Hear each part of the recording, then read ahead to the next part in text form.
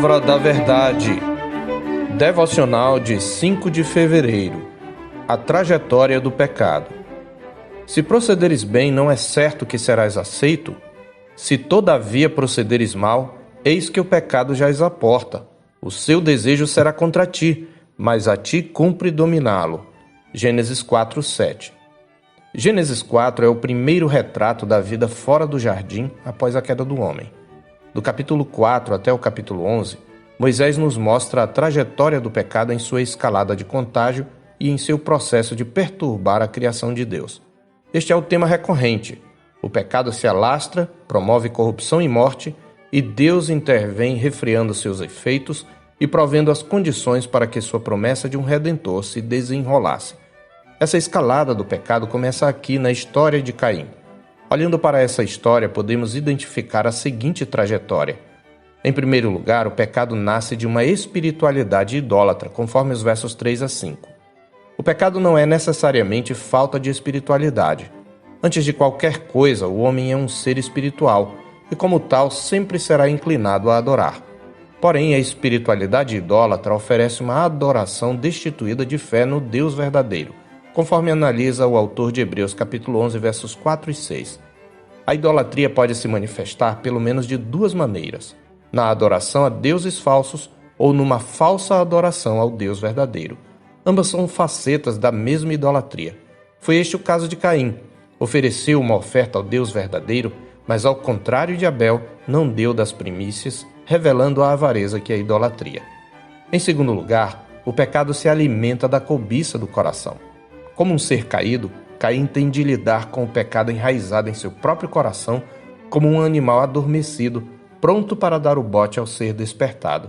Esta é a advertência do Criador a ele em nosso texto. Se todavia procederes mal, eis que o pecado jaz à porta. Esta é a primeira descrição da dura realidade e força do pecado, mas ao mesmo tempo destaca a nossa responsabilidade pessoal de dominá-la. Mas Caim não se atenta à advertência divina, antes alimenta o ódio e a inveja em seu coração. Assim, em terceiro lugar, o pecado se concretiza num ato homicida.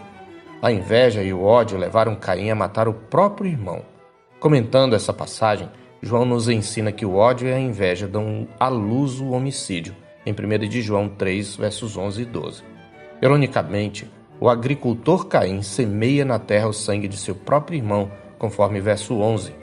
Veja que as duas sementes, a da serpente e a da mulher, podem sair de um tronco comum, fazer parte de um mesmo grupo religioso, chamar-se de irmãos e até se confundirem como o joio e o trigo, mas eles são opostos entre si quanto à sua origem, atitude e destino. Por isso o mundo odeia os que são de Cristo, conforme 1 de João 3,13. Em quarto lugar, o pecado se esconde na mentira. Onde está Abel, teu irmão? Questiona o Senhor. Não sei. Acaso sou eu tutor de meu irmão? Mente atrevidamente Caim, revelando de quem é filho. Em quinto lugar, o pecado culmina num coração endurecido que afasta o pecador do Deus vivo. Observe na mesma maldição que Deus faz a Caim, a maldição da serpente. Maldito és por sobre a terra. João nos lembra que aquele que pratica o pecado procede do diabo, porque o diabo vive pecando desde o princípio. E ainda, todo aquele que é nascido de Deus não vive na prática do pecado, pois o que permanece nele é a divina semente. Nisto são manifestos os filhos de Deus e os filhos do diabo. Todo aquele que não pratica a justiça não procede de Deus, nem aquele que não ama a seu irmão. 1 João 3, 8a, 9a e 10. Fuga de Deus e vida errante resumem a vida de Caim. Sem a força da terra, Caim deixou a agricultura e construiu uma cidade. Ao nomear a cidade, ele o faz homenageando seu filho. Este é o primeiro exemplo de um projeto humano com o intuito de exaltar o homem em lugar de seu Criador.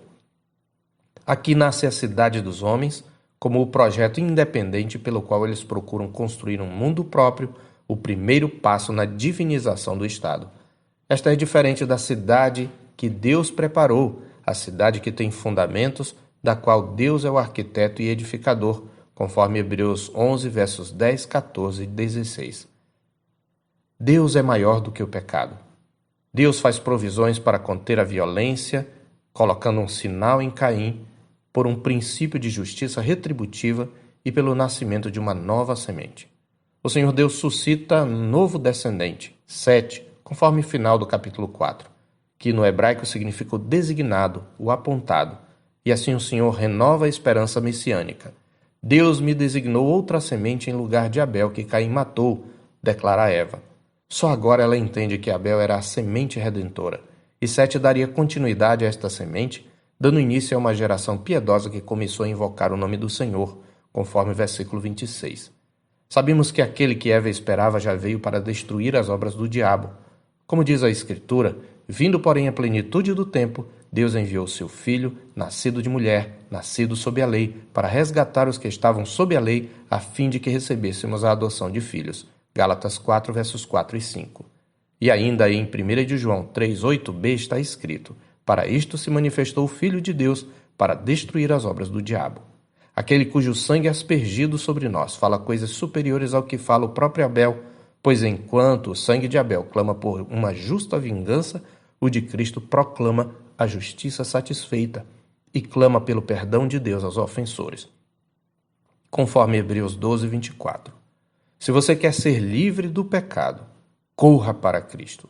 E se você já está em Cristo, fuja do pecado, a fim de ser confirmado por aquele que, como disse Judas em sua epístola, é poderoso para vos guardar de tropeços e para vos apresentar com exultação imaculados diante da sua glória.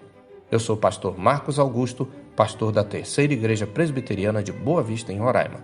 Tenha um bom dia na paz do Senhor Jesus.